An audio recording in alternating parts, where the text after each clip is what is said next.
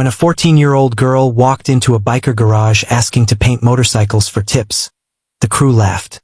Then she pulled out a napkin with a sketch that made the oldest member go pale. It was an emblem no one had seen in 9 years. One that belonged to a brother they thought they'd lost forever. But she wasn't just looking for work. She was running for her life. The Iron Jaws garage sat on the edge of town where the asphalt gave way to gravel and the streetlights stopped pretending to work. It wasn't the kind of place you stumbled into by accident. The building itself looked like it had survived a war. Corrugated metal walls patched with mismatched sheets. Windows so crispy with oil and dust you couldn't see inside even if you wanted to. A hand-painted sign hung crooked above the entrance. Iron Jaws MC members only. Inside, the air was thick with the smell of motor oil, cigarette smoke, and coffee that had been sitting on the burner since morning. 3 bikes were up on lifts, their engines half disassembled and spread across workbenches like mechanical autopsies. The crew was deep into their usual rhythm. Wrenches clanging, classic rock bleeding from a paint-splattered radio, and the occasional burst of laughter when someone told a bad joke or dropped a bolt into an impossible crevice. That's when the door opened. She couldn't have been more than 14. Small frame, worn sneakers, a backpack that looked like it had seen better years. Her hair was pulled into a messy ponytail, and her jacket was 2 sizes too big. Sleeves rolled up to keep her hands free. She stood in the doorway like she was weighing whether to step forward or bolt. Jimmy was the first to notice. He was elbow-deep in a paint job, custom flames licking up the side of a fuel tank. He glanced up, brush still in hand, and gave her a look that wasn't exactly welcoming. "Lost kid." She shook her head, took a step inside. The noise in the garage didn't stop, but it shifted. Conversations got quieter. A few heads turned. Terry, leaning against a toolbox with a beer in hand, raised an eyebrow. Gregory, the oldest guy in the room and the only founding member still breathing, sat in the corner near the space heater, flipping through invoices. He looked up slowly, sizing her up the way you'd size up a stray dog that wandered into your yard. "We don't do tours," Terry said, not unkindly, just matter of fact. The girl didn't flinch. She walked up to the nearest workbench, set her backpack down, and looked around the room like she was cataloging faces. "I can paint," she said. Her voice was quiet but steady. "Bikes, helmets, whatever you need. I'll do it for tips." A beat of silence. Then someone laughed. Not cruel, just surprised. A teenage girl offering to paint custom bikes in a garage full of men who'd been riding longer than she'd been alive? It was absurd. Jimmy smirked. "Yeah? You got a portfolio, Picasso?" She didn't answer right away. Instead, she reached into her jacket pocket and pulled out a folded napkin. It was wrinkled, stained with what might have been coffee or grease, but she handled it like it was fragile. She unfolded it carefully and slid it across the workbench. Jimmy leaned in. His smirk faded. The napkin had a drawing on it. Ink probably from a cheap pen, but the detail was sharp. It showed a custom emblem. A jagged jawbone wrapped around a coiled serpent, flames curling up from the base. Inside the design were initials, LH, and beneath that a date. Gregory stood up so fast his chair scraped against the concrete. He crossed the garage in 3 strides, grabbed the napkin, and stared at it like he'd seen a ghost. His hands were shaking. "Where did you get this?" His voice was rough, barely controlled. The girl looked at him without blinking. "My brother drew it." "Your brother?" "Luther Holloway." The garage went dead silent. No music, no tools, just the hum of the space heater and the distant sound of traffic outside. Terry set his beer down. Jimmy stepped back from the workbench. A younger guy named Jeff, who'd only been patched in a year ago, looked around confused. He didn't know the name, but everyone else did. Luther Holloway had been one of the original Iron Jaws. A rider who could make a bike sing, a storyteller who could hold a room, and a painter whose custom work was so distinctive that people still talked about it years after he died. He'd gone down in a crash on a rain-slicked highway, rode alone, never made it home. The club had buried him with full honors. They'd mourned him, Moved on the way you have to when you lose a brother on the road. But no one had ever mentioned a sister. Gregory's jaw tightened. Hollow never said he had family. He didn't talk about me much, she said. But he told me if I ever needed help, I should find you. He said you'd know what to do. Jimmy folded his arms. And what exactly do you need help with? She hesitated. Just long enough for Gregory to notice. I need work, she said finally. That's all. It wasn't all. Everyone in the room could tell. But no one pushed. Not yet. Jimmy studied her, then looked at Gregory. The old man was still holding the napkin like it might disintegrate if he let go. All right, Jimmy said slowly. You want to paint? Let's see what you've got. He grabbed a stripped gas tank from a shelf and set it on the bench. Tossed her a set of brushes and a few cans of paint. 1 hour. No tracing. No stencils. Show me what Hollow taught you. She didn't hesitate. She tied her hair back tighter, rolled up her sleeves and got to work. At first, the crew went back to their tasks. But one by one, they found reasons to drift closer. To glance over. To watch. Her hands moved fast but precise. She didn't sketch first. Just started painting, building layers, letting the design emerge from instinct. The lines were clean. The shading was aggressive but controlled. And the style, it was unmistakable. It was Hollow's hand. But younger. Sharper. Alive. When she set the brush down, half the garage had gone quiet. They stared at the tank like it was breathing. Gregory stepped forward. He ran his fingers along the edge of the design, careful not to smudge the paint. He taught you this? She nodded. Every weekend. Before he died. Gregory didn't say anything. He just looked at her. Really looked at her. And maybe saw something he hadn't let himself see before. She wasn't just some random kid. She was Hollow's little sister. And she'd come looking for the only family she had left. Sky stayed. Gregory didn't officially invite her, but he didn't tell her to leave either. After the gas tank, Jimmy handed her a helmet that needed touch-up work. Then a fender. Then another tank. She worked quietly in the corner near the paint bay, methodical and focused, while the crew went about their business around her. She slept in the back office that night. Someone left a blanket and food. She didn't ask permission. Just curled up and disappeared into sleep like someone who'd learned to rest wherever safety presented itself. The next morning, Terry found her already awake, sketching in a battered notebook. He leaned against the doorframe, coffee in hand. You got people looking for you? She kept drawing. Probably. That gonna be a problem for us? She finally looked up. I don't know yet. Terry took a sip of his coffee. Kid, we can't harbor a runaway. You get that, right? I'm not asking you to hide me, she said. I'm just asking for work. Work requires a name, an age, documentation.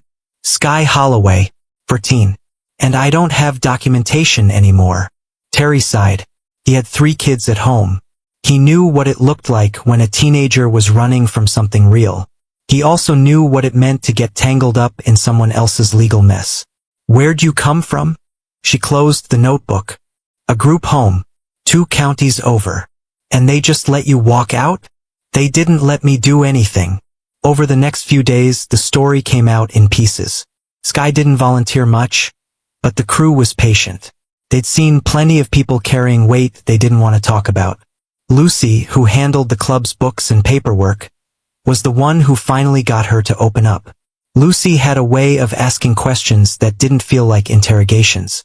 She brought Sky food one evening, sat down, and talked about nothing in particular until Sky started filling the silence. She'd been in foster care since Luther died, bouncing through homes that ranged from tolerable to unbearable. But the group home was worse in ways that didn't leave bruises. Rules without logic. Punishments that felt personal. She'd mentioned her brother once during intake, and the staff told her to stop living in the past. When she asked if she could keep his dog tags, they said personal items were a privilege, not a right. A supervisor found her sketchbook. She'd been drawing Luther's bikes from memory. Every detail she could remember. The exhaust pipes he'd customized. The flame patterns he'd taught her to layer. the emblem he'd worn on his cut. The supervisor flipped through it, then tossed it in the trash without a word. Sky waited until lights out, fished it from the dumpster, and left that same night. She'd been on the move ever since, sleeping in bus stations and fast food bathrooms, doing odd jobs for cash, staying ahead of the system that kept trying to drag her back. Lucy listened without interrupting. When Sky finished, Lucy nodded once. "Hollow never told us about you," Lucy said gently. "Why do you think that was?" Sky shrugged. "He kept his life separate. He said the club was important, but so was I. He didn't want those things touching." "Did he ever try to get you out? Before he died?" "I don't know. Maybe. He said he was working on something. But then the accident happened, and everything just fell apart." Lucy made a mental note to dig into that later. If Luther had been trying to get custody, there'd be a paper trail. And if there was a paper trail, maybe they could use it. Sky kept painting. Word started to spread among the local writers. People who'd known Hollow back in the day came by just to see her work. A few of them watched in silence, shaking their heads. "That's Hollow," one of them said quietly, but the attention made Terry nervous. The more people who knew she was there, the harder it would be to keep her off the radar. He brought it up at the next club meeting. "We need to figure this out," he said. "She's been here too long. Someone's gonna call it in." "She's Hollow's sister," Gregory said flatly. We owe him respect," Terry countered. "But sheltering a runaway minor? That's a legal nightmare. We've worked too hard to stay clean." The room divided. Jimmy stayed quiet, which wasn't like him. Lucy left the argument and went to the back office, digging through old club records. She found Luther's file. Sparse. No mention of family. She found something else. A document request from years back. A petition filed with the county family court. Luther had tried to get custody of Sky. Lucy read the attached report twice. The petition had been denied. The reason cited was Luther's association with the Iron Jaws Motorcycle Club. The evaluator deemed him unfit.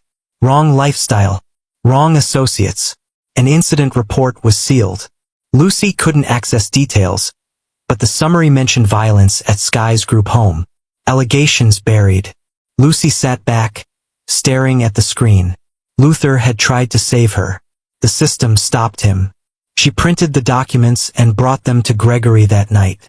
He read them in silence. When he finished, he set the papers down. "He tried," Gregory said quietly, "and they stopped him. Which means this isn't just about a runaway. The system failed her before Luther even died." Gregory looked toward the paint bay where Sky was working late, headphones in. "So what do we do?" Lucy didn't have an answer, but they weren't sending Sky back. The garage felt different as the days passed. Terry avoided Gregory during meetings. Jimmy focused on paint jobs and stayed quiet. The younger members stayed out of it. Jeff was the one who accidentally made things worse. He'd been helping Lucy pull old records when he found a thread of emails that didn't belong. A message thread from years back, dated near Luther's custody petition. Someone had been digging into the Iron Jaws. Background checks. Association patterns. The inquiry had come from a law firm, but the firm was representing a private client. The name was redacted in most places, but Jeff found one email where it slipped through. Michael Ventry. Jeff didn't recognize the name. He brought it to Lucy. Lucy's expression changed. "Ventry," she said quietly. "He ran with the Steel Chains. Rival club from back in the day. What happened to him?" "His brother died in a crash," Lucy said. "Same night Hollow went down." Jeff leaned back. "You think it was connected?" Official report called them separate crashes. Different highways. The Chains thought Hollow caused it. Ran his brother off the road, then crashed fleeing. "Did he?" Lucy shook her head. "Hollow was a lot of things, but he wasn't a killer. Gregory was with him that night. Said they were riding alone, heading back from a run. Hollow hit a patch of oil and went down hard. The Chains guy crashed an hour later, miles away. Pure coincidence. But Ventry didn't buy it. Jeff pulled up more recent records. Ventry had hired a private investigator who specialized in tracking runaways. The investigator had been active in the area for weeks, asking questions at bus stations and shelters. Lucy's stomach dropped. He's been following her. She brought everything to Gregory that night. The club gathered in the back room, door closed, voices low. When Lucy laid out what Jeff had found, the room went quiet. Terry was the first to speak. So this isn't just about child services. Someone's actively hunting her. Looks that way, Lucy said. Gregory rubbed his jaw, thinking. Ventry wants revenge. He couldn't get it from Hollow, so he's going after his sister. What's his play? Jimmy asked. He can't just snatch a kid. He doesn't have to, Lucy said. He just has to make sure she ends up back in the system. Maybe in a place that's worse than where she came from.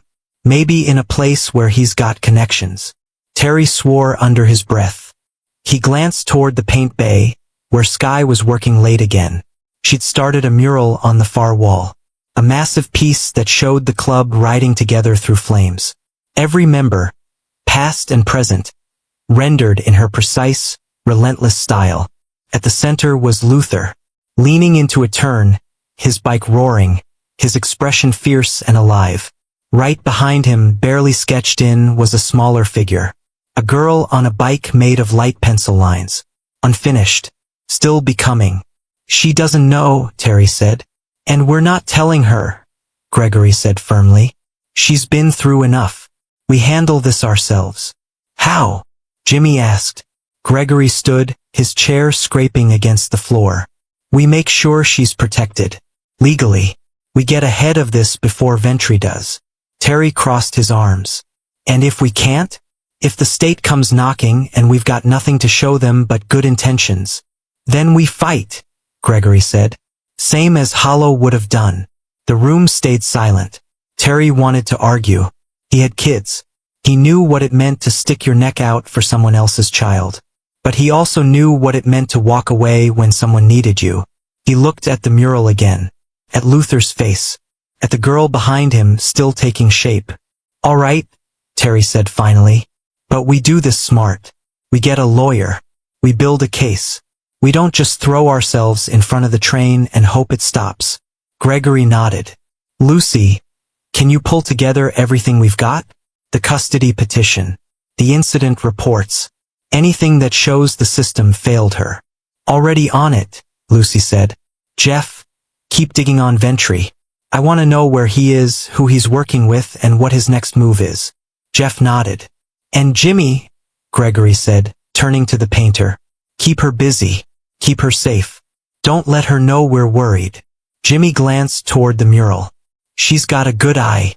That piece is gonna be something when it's done. Yeah, Gregory said quietly. It will. Over the next few days, Sky kept painting.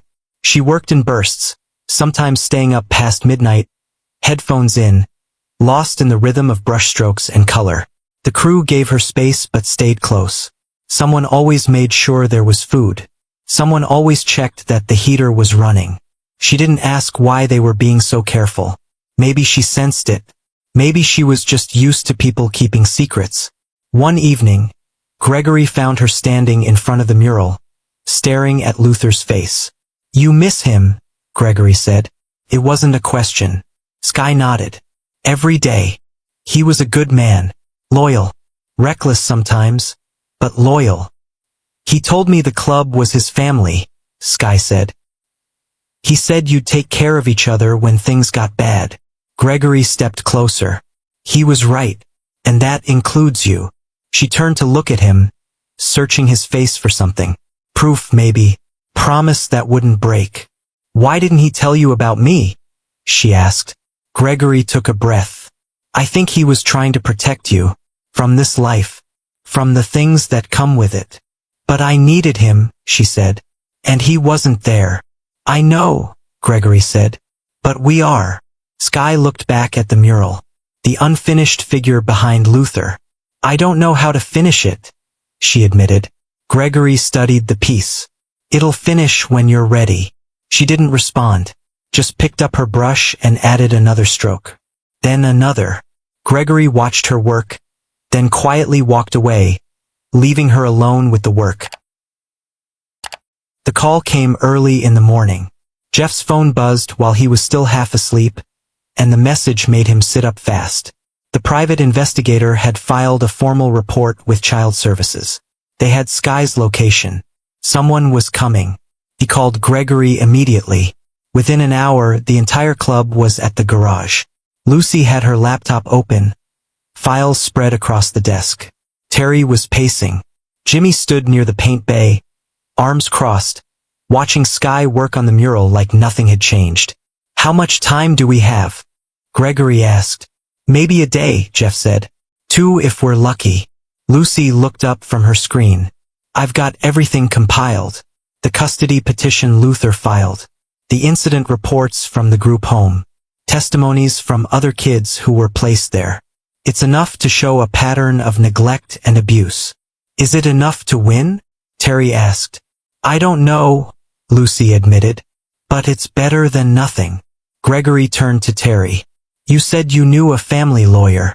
Terry nodded. "Yeah, Martha Clark. She's good. Handles custody cases, foster placements. I'll call her." "Do it now." While Terry stepped outside to make the call, Gregory walked over to Sky. She had her back to him, adding details to one of the bikes. "We need to talk," Gregory said quietly. She set the brush down and turned around. "They found me." "Yeah," Gregory said. "But we're not letting them take you without a fight. You don't have to do this. I can disappear again. I've done it before." "And go where?" Gregory asked. "How long do you think you can keep running?" She didn't answer. "Your brother tried to get you out," Gregory continued. "He filed paperwork. He fought the system. And they shut him down because of us. Because he wouldn't walk away from the club." Sky looked at him, her eyes sharp. "So this is about guilt. This is about family," Gregory said. "Hollow was our brother. That makes you ours too." She studied his face, looking for cracks in the conviction. She didn't find any. Terry came back inside, phone still in hand. "Martha's in. She'll meet us in a few hours. She needs to see everything we've got." Lucy started gathering documents. Jeff backed up digital files to a drive. Jimmy finally spoke up from across the room. "What do you need from me?" "Keep her calm," Gregory said. "And finish that mural. I want it done before anyone shows up here." Jimmy raised an eyebrow. "You think a painting's gonna make a difference?" "I think it shows she's got a reason to stay," Gregory said. The meeting with Martha Clark happened in a diner outside of town. She was a sharp woman in her 50s, wearing a blazer that had seen better days and carrying a briefcase that looked older than Sky. She ordered coffee, listened to the whole story without interrupting, and then flipped through the documents Lucy had brought. When she finished, she set the folder down and looked directly at Sky. "Do you want to stay with them?" Sky hesitated. "I don't want to go back to the group home. That's not what I asked." Sky glanced at Gregory, then back at Martha. "Yeah, I want to stay." Martha nodded. "Then we file an emergency petition. We show systemic failure, Luther's blocked custody, and proof the club can provide stability." "Will it work?" Terry asked. "Depends on the judge," Martha said. "But we've got a decent shot, especially if we can show that Sky's been thriving here." "She has," Gregory said. Martha looked at him. "You understand what you're signing up for? Background checks, inspections. The state will scrutinize everything." "We've got nothing to hide," Gregory said. "Everyone's got something to hide," Martha said bluntly. "But as long as it's nothing that endangers the kid, we can work with it." The hearing was set quickly. Martha pulled strings, called in favors, and got them in front of a judge before Child Services could move Sky to a temporary placement. The courtroom was small. Sky sat between Gregory and Lucy, her hands folded tightly in her lap. The state argued Sky belonged in the system. The iron jaws were unfit. Safety over sentiment. Martha countered with the documents. She presented Luther's custody petition and the reasons it was denied. She showed the incident reports from the group home, the complaints that had been ignored, the other kids who'd suffered in silence. She called Terry to the stand and he spoke about his own children, about what family really meant, about why the club was willing to step up when the system had failed. Then Martha called Sky. The judge asked her questions. Simple ones. How long had she been at the garage? Did she feel safe? What did she want?